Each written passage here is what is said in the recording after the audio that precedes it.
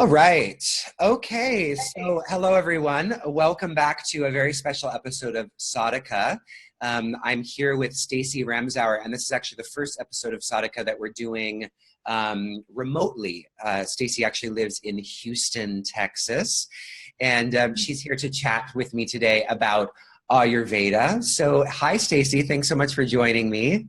Hi, Jacob. I'm so happy to be here. I'm so happy to be doing this with you. This is awesome. Stacey's actually a friend as well, so it's always so much more fun to do these things with friends. Stacey, how is the weather down there? I just want to feel worse about my life and know how glorious it must be in Houston. Well, Houston is extremely unpredictable with its weather, except from the months of June to September when it's just hot all the time. But the rest of the year, it's all over the place. So yesterday, I think it was about 75, and today it's 60. I woke up and it was 45 degrees outside. So I went outside like this. I was like, oh, it was 75 yesterday, and froze.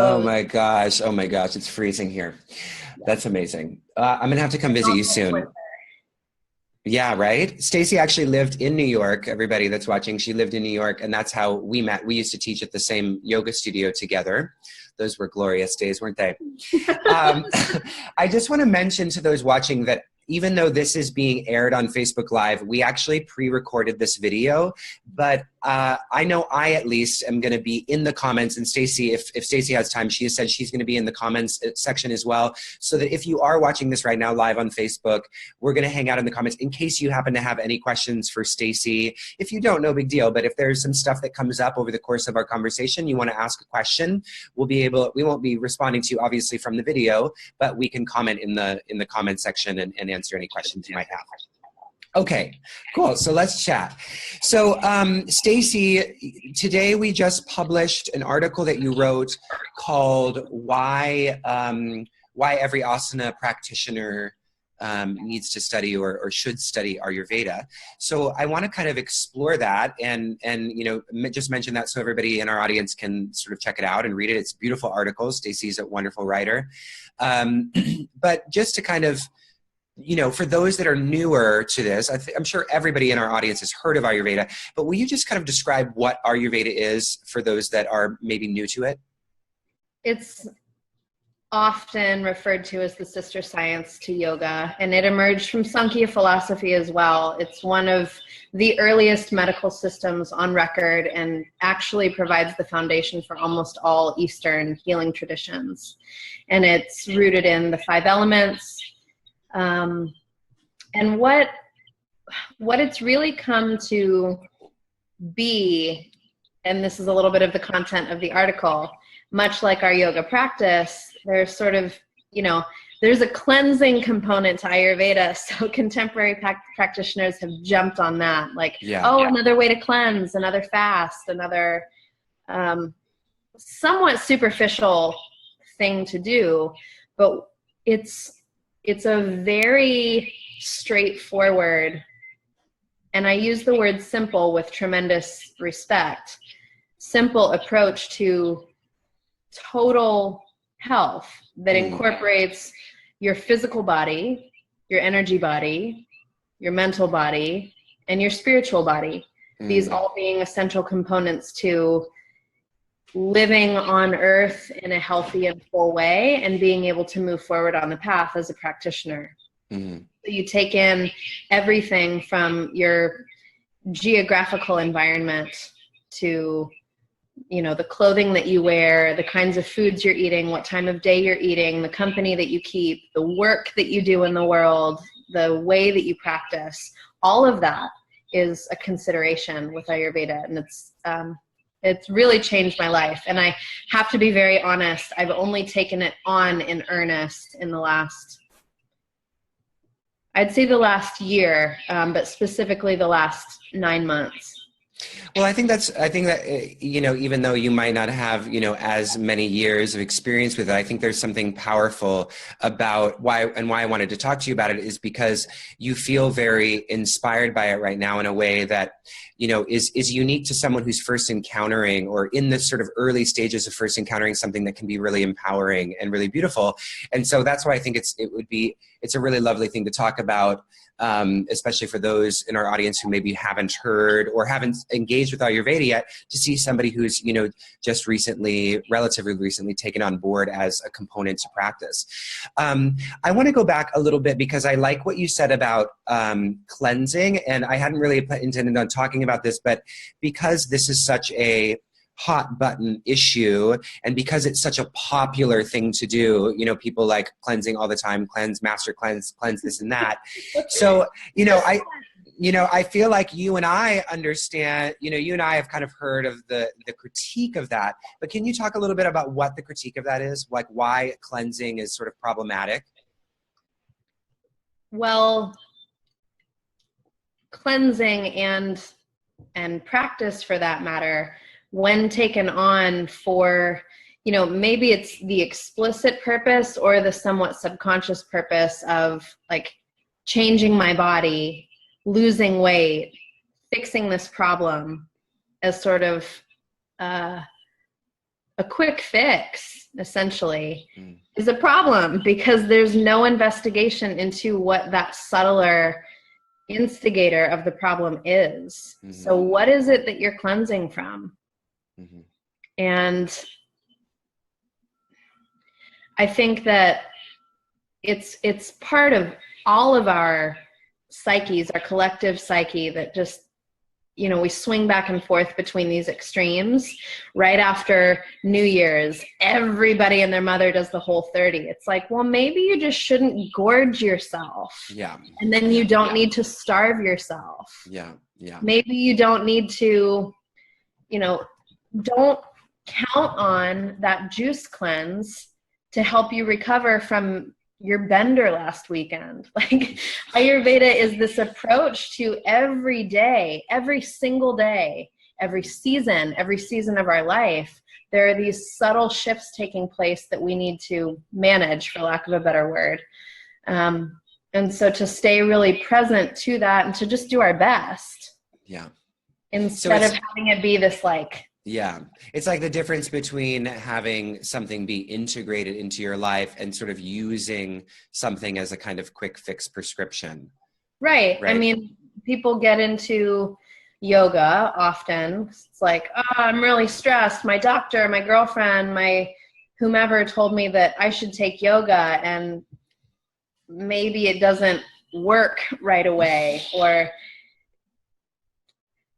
the quick fix is such a huge component of our culture. And with a system like Ayurveda, where there's any component that's prescriptive, mm-hmm. I think that's really, it's like prescription drugs. It's really sexy. Oh, I'm just going to take this, and then I don't have to think about it. Yeah. Yeah. Yeah. Not really. Not really. Okay. So then sort of, I guess we're sort of answering this question, but then why should we care? Like what does Ayurveda offer us that, and I feel like we're sort of touching on this, but let's just make it kind of explicit. Yeah. What does it offer us that's sort of different from, say, another modality or like, traditional kind of Western approaches to health and well-being? The subtlety of it, the subtle nature of it. So it involves the 5 senses as well as the 5 elements and the tanmatras, like engaging with your environment as your source of healing. So the sounds that you hear when you go outside are going to have an impact on your overall health. You can actively surround yourself with certain kinds of sounds, or you can deliberately go away from the noise to have an effect on your mind. Yeah. You can engage with your sense of touch by doing a self-massage, by spending time petting your animal, by wrapping yourself in a texture that you really love as part of your healing path. Ayurveda is employed in Tantra is a huge component of that. Everything that we see is part of our learning and our growth and our expansion to get us closer to a sense of maybe not total stillness, at least not in this lifetime, but to give us access to the part that is not touched by the changing of the season, that is not touched by the slow decay of the physical body, that is not touched by these things that are entirely chaotic and impermanent.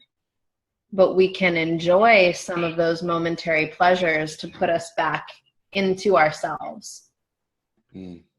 Yeah, I'm glad you made that connection to Tantra, because my teacher, Paul Muller, who is a tantric scholar, and he mentioned recently in a talk that he did that Ayurveda was sort of like the sister discipline, because so much about the tantric practice in terms of the philosophy can be very esoteric, but it's about realizing, levels of consciousness that are very subtle. And in order to experience those subtle layers of consciousness, you have to become subtle in your, in the vessel. Right. And so you have this tool called Ayurveda to actually, like you're saying, it's like, notice that things like, people don't think about it. It's like, I don't think that sound is going to like have an effect. That's how cut off we are from this like level of subtlety, I think, is that we never think in those terms.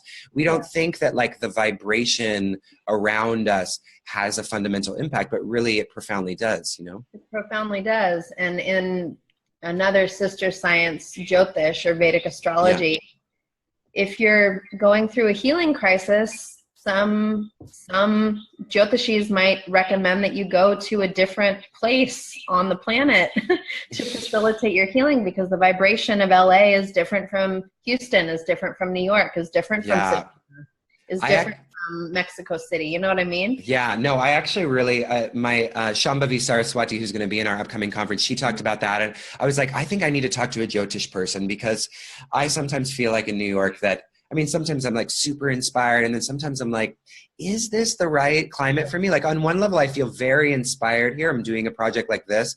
I feel very inspired creatively, but then I also feel very easily sort of like drained. And so I'm sort of wondering what a Jyotish astrologer would have to say about it. Like maybe I'm supposed to be on the beach. and I have a source, which I can give you after the call. And I like her approach because it's very intuitive. It's sort of, you study your map. You study the map of things as they were imprinted at your birth, and then feel it out, because at different times in your life, you're going to need different things. I really needed to go to New York, and it was an extremely agitating experience for me. But like the saying goes, sometimes we need to be rattled in order to resettle, break down the outworn forms in order to build something new. Yeah. And New York broke me down in no uncertain terms, and I'm grateful for that. But I couldn't maintain that. I didn't need to be constantly jostled. Yeah. Well, I'll see what the astrologer has to say. Yeah, definitely give me that when we're done with this. Okay. So let's do, let's talk about the doshas. Let's just do like, basic. One of the main concepts. Yeah. What are the doshas?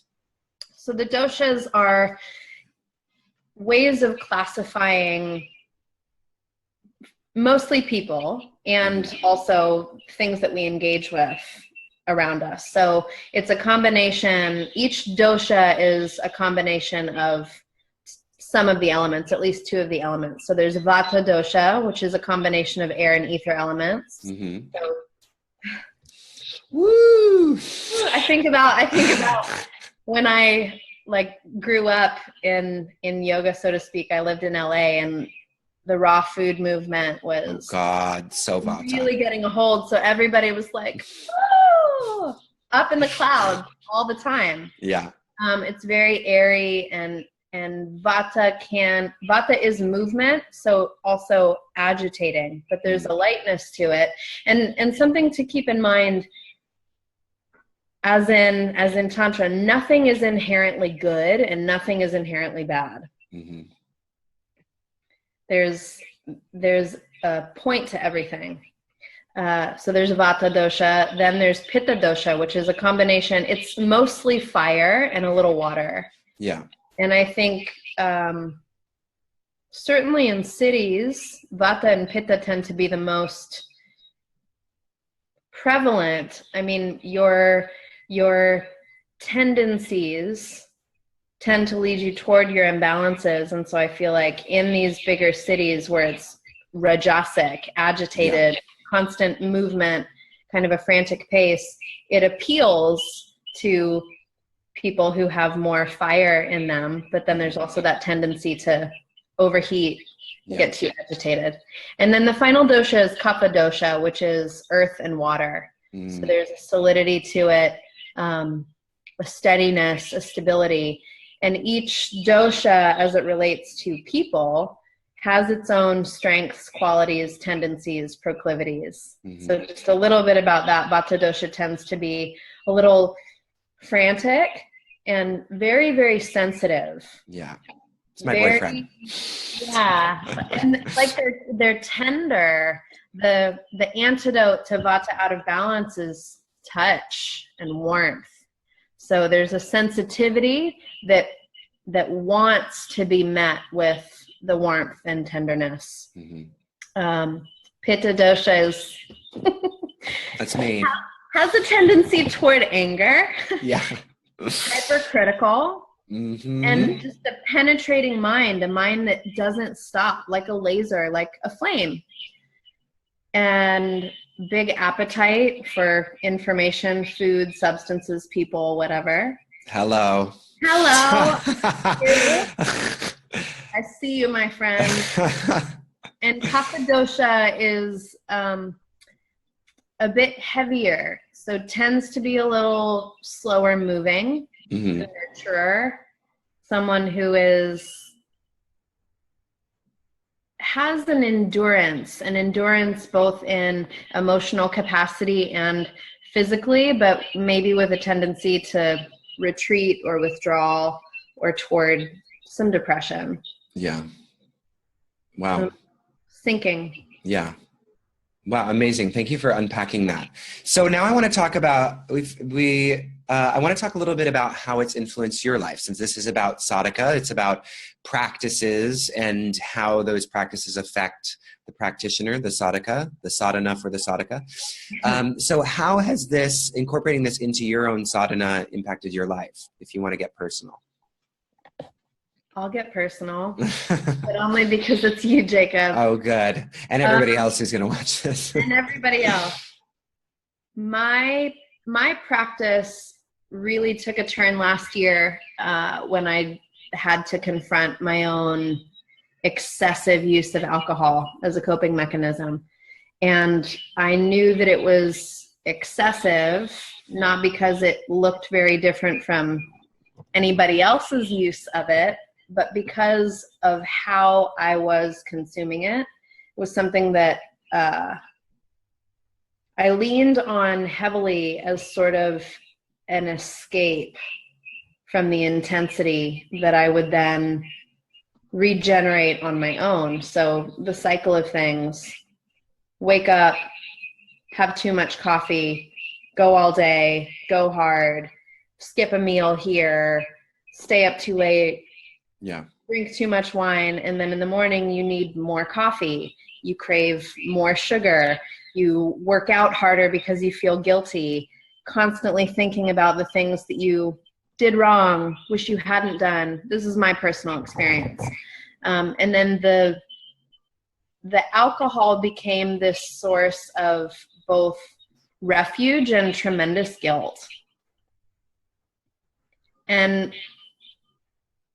I knew that I have experience with the 12 steps and other kinds of addiction treatment. And I knew that was an option, but I also knew from experience that wasn't what I needed. There was something else going on. It wasn't really this substance that I felt powerless over.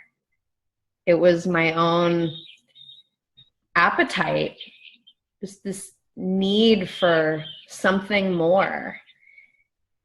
And so to pause a little bit, this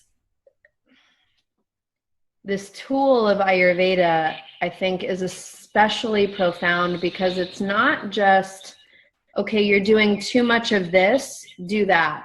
But really look at what the behavior is and what might you actually be needing.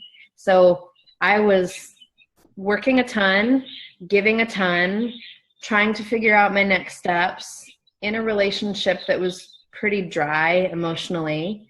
And I was hungry. I was trying to feed myself with something, just give myself a feeling of sweetness or weight because I was like this all the time. You know, my first love was food, and using food to just ground ourselves and to nourish ourselves. It's the most basic thing. It's not any different than reaching for a glass of water because you're thirsty. It's a means to fill a need. Yeah. And it's a misidentification of what that need is.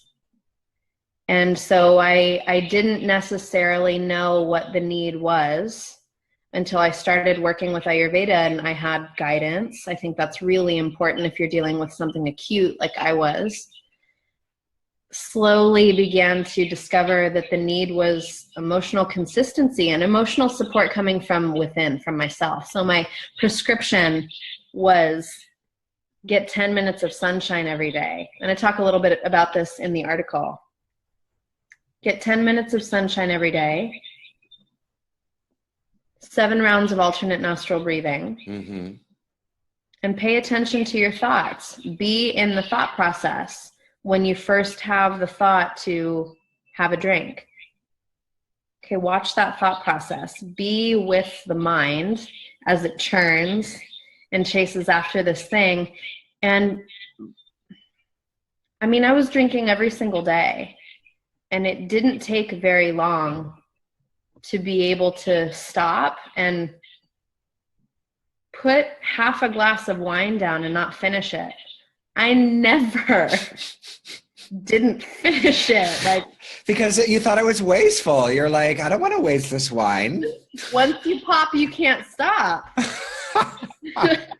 Was the like a way to kind of toss off the severity of it, but it was true. I mean, I didn't want to stop. There was a need that couldn't be filled by this thing that I was reaching for. And when I just shifted my attention to myself and to my, not just physical body, but emotional body needs, there was a huge shift. And most of what is shared about Ayurveda, and this is another reason why it's important to work with someone at first, is, you know, you can't read a book and understand your psyche. There's no prescription out there for your very specific, entirely unique set of circumstances. Your context has never been written about. Yeah. And that, I think, is part of what has gone a little off the rails with our current approach to these practices. You know, it was unheard of, granted, hundreds of years ago or thousands of years ago, to practice in a group setting, to go to a workshop with 30 other people and imagine you're going to emerge with personal information that's relevant to you, in the sense that it could be like a deeply healing modality. Not to say that it isn't valuable to work with these things like wake up in the morning and scrape your tongue and drink water and wash your eyes and rub some oil on your skin and meditate. Pretty sure everyone on the planet would benefit from that.